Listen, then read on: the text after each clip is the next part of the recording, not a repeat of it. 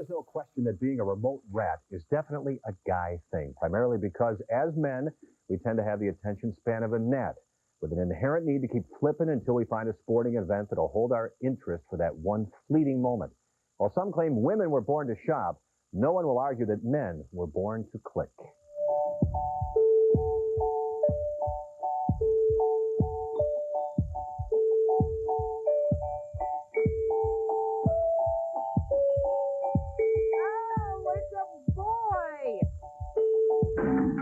Like the caveman and his fire, modern man simply cannot live without his remote. In the early days, there wasn't much in the way of sports on television. Man had to settle for whatever he could get. But now, all my ratty friends are back for Monday night.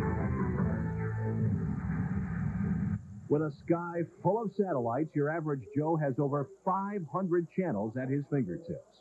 Any particular style, any way you use that? Well, you got to go to first, you go to Sports Channel, then you go to ESPN, then you go to all the networks. You make sure there's always a game on, and then you're happy. We took our study of remotes on remote, asking man how he uses his clicker, and more importantly, how his channel changer has changed his relationship with women. Now, what about if you have women involved? How do they figure in the mix? Well, when guys are watching sporting events, man, we're watching TV. I mean, come on. Do you really consider what the women want to watch when you're watching a sporting event? Obviously, you're not married. Yeah, you got total control.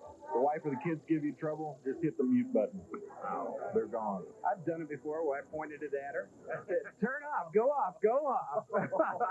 Under what circumstances would you relinquish the remote to your wife?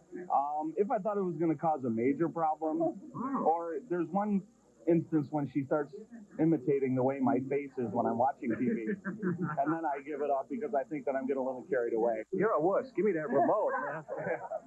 Under what circumstances would you relinquish that remote?